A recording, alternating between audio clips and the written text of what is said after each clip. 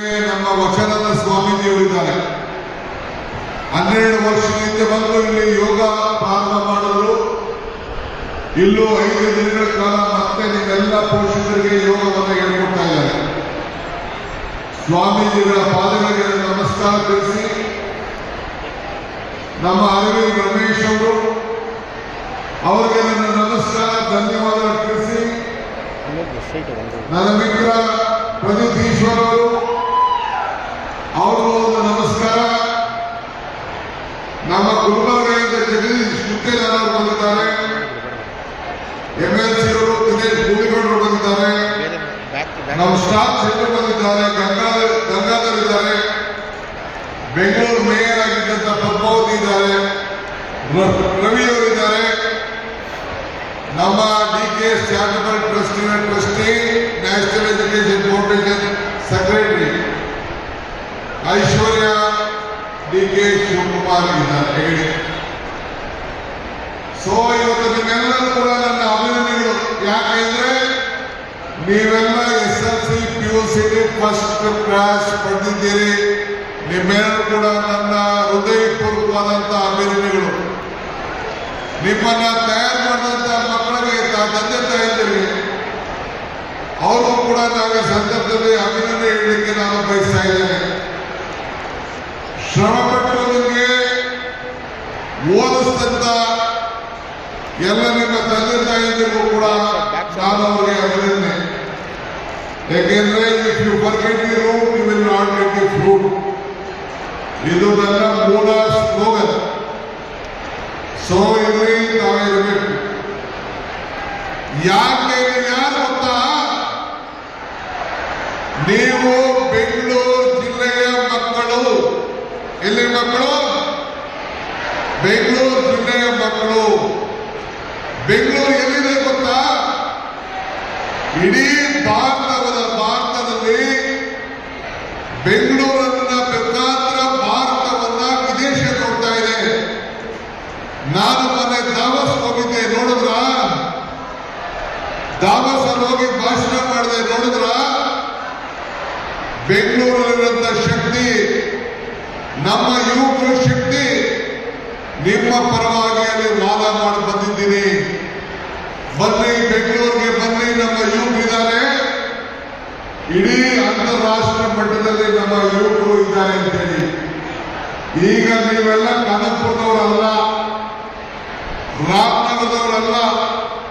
ನಿಮ್ಮ ಕಾಂಪಿಟೇಷನ್ ಏನಿದ್ರು global level ಅಲ್ಲಿ ಮಾತ್ರ ಇದು ನಿಮ್ಮ ತಲೆಯಲ್ಲಿ ಇರಬೇಕು. ಅರ್ಥ ಆಯ್ತಾ? ಗ್ಲೋಬಲ್ ಮಟ್ಟಕ್ಕೆ ನಾವು ಓದಬೇಕು. ನಾನು ಶಾಲೆಯಲ್ಲಿ ಓದಬೇಕಾದ್ರೆ ನನ್ನ ಗುರುಗಳನ್ನು ಮಾತಾಡ್ತೀನಿ.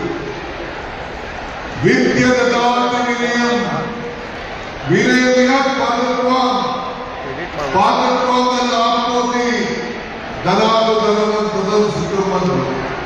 ಅಂದ್ರೆ ಮನುಷ್ಯನಿಗೆ ವಿದ್ಯೆ ಇದ್ದರೆ ವಿನಯ ಇರ್ತದೆ, ವಿನಯ ಇದ್ದರೆ ಯೋಗ್ಯತೆ ಇರ್ತದೆ, ಯೋಗ್ಯತೆ ಇದ್ದರೆ ಹಣ, ಹಣದಿಂದ ಧರ್ಮ, ಧರ್ಮದಿಂದ ಸುಖ.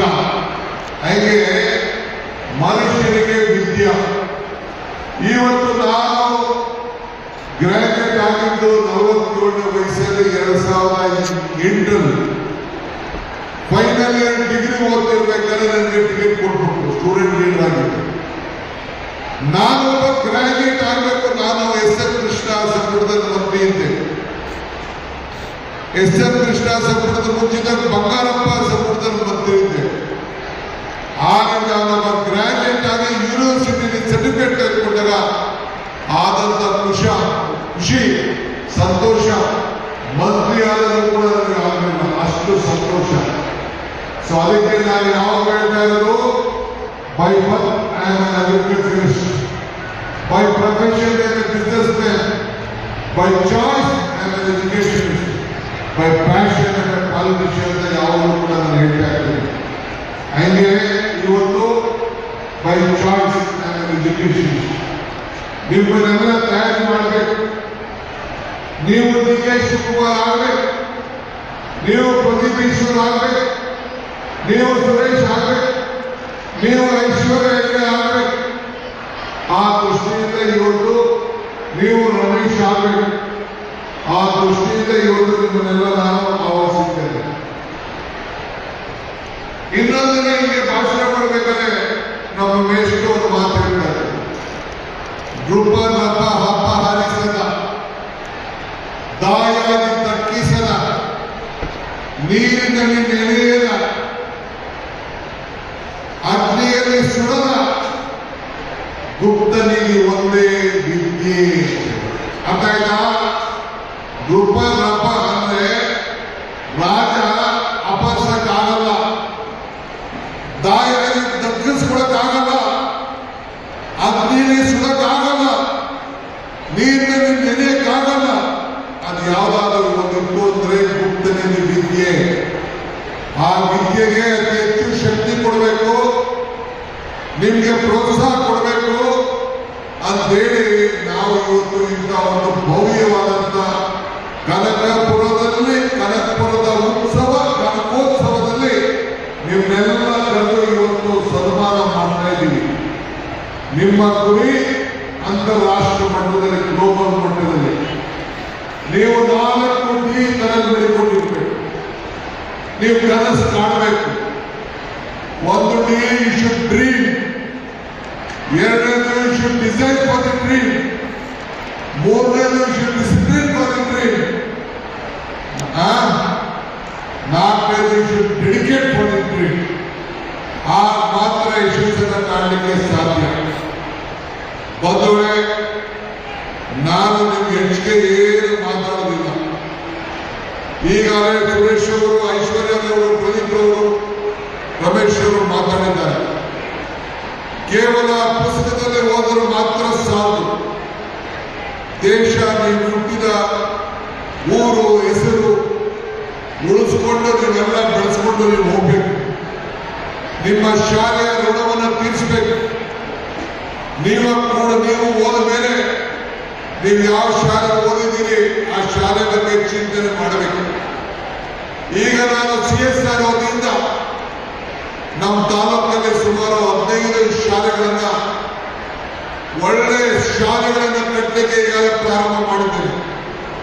ಹೊಸದುರ್ಗ, ದೊಡ್ಡಹಳ್ಳಿ, ಕೂಡಳ್ಳಿ, ಇಂದೂರು, ಸಾತ್ತೂರು, ಹೀಗೆ ಈ ಕಡೆ ಕಸಬದಲ್ಲಿ ಎಲ್ಲ ಕಡೆ ಈಗ 15 ಕೋಟಿ ರೂಪಾಯಿ ವೆಚ್ಚದ ಶಾಲೆಗಳನ್ನ ಕಟ್ಟಿ, ಹಾಸ್ಟೆಲ್ಗಳನ್ನ ಕಟ್ಟಿ, ಬೆಂಗಳೂರಲ್ಲಿ ಟೌನಲ್ಲಿ ಯಾವ ರೀತಿ ವಿದ್ಯಾಭ್ಯಾಸ ಸಿಗ್ತದೆ ಆ ರೀತಿ ನಮ್ಮ ಮಕ್ಕಳು ಕೂಡ ವಿದ್ಯಾಭ್ಯಾಸ ಮಾಡಬೇಕು ಅಂತೇಳಿ ವಿನೂತನವಾದಂತ ವಿದ್ಯಾಭ್ಯಾಸವನ್ನ ಈಗಾಗಲೇ ಆಲೋಚನೆಯನ್ನು ನಾನು ಮಾಡಿದ್ದೇನೆ. ನೀವೆಲ್ಲ ಯುವಕರು ಬೆರಳು ತೋರಿಸಿದ್ರೆ ಕೈಯಲ್ಲಿ ಹೋಗುವಷ್ಟು ಶಕ್ತಿ ನಿಮ್ಗಿದೆ. ನಾನು ರಾಜಕಾರಣಿ ಇರ್ಬೋದು, ಉದ್ಯಮಿ ಇರ್ಬೋದು, ಆದರೆ ನನಗೆ ನನ್ನ ಮಕ್ಕಳ ವಿದ್ಯಾಭ್ಯಾಸ, ನಿಮ್ಮ ಬದುಕು, ಕನಕಪುರದಲ್ಲಿ ನೀವು ಯಾರೇ ಆಗಲಿ ರಾಷ್ಟ್ರ, ಅಂತಾರಾಷ್ಟ್ರೀಯ ಮಟ್ಟದಲ್ಲಿ ಬೆಳೆದ್ರೆ ಐಶ್ವರ್ಯ ಬೆಳೆದು ಎಷ್ಟು ಖುಷಿ ಆಗ್ತದೋ ನೀವು ಕೂಡ ನನಗೆ ಅಷ್ಟೇ ಖುಷಿ ಆಗ್ತದೆ ಅಂತ ಹೇಳ್ಕೊಂಡಿಗೆ ನನಗೆ ಬಹಳ ಸಂತೋಷ ಆಗ್ತದೆ. ಶಿಕ್ಷಣ ಅದರ ಮಹತ್ವ ನನಗೆ ಅರಿವಿದೆ. ಇವತ್ತು ತಾವೆಲ್ಲ ನೀವು ನಿಮ್ಮ ಸಾಧನೆ ಮೆಟ್ಟನ್ನು ಹೇಳ್ತಾ ಇದ್ದೀರಿ. ನಿಮಗೆ ಬಹಳ 16 ವಯಸ್ಸು ಮಕ್ಕಳಿದೆ. ಹೆಚ್ಚಿನ ವಿಡಿಯೋಗಳಿಗೆ ಪ್ರತಿಧ್ವನಿ ಯೂಟ್ಯೂಬ್ ಚಾನೆಲ್ ಸಬ್ಸ್ಕ್ರೈಬ್ ಮಾಡಿ, ಬೆಲ್ ಐಕಾನ್ ಕ್ಲಿಕ್ ಮಾಡಿ.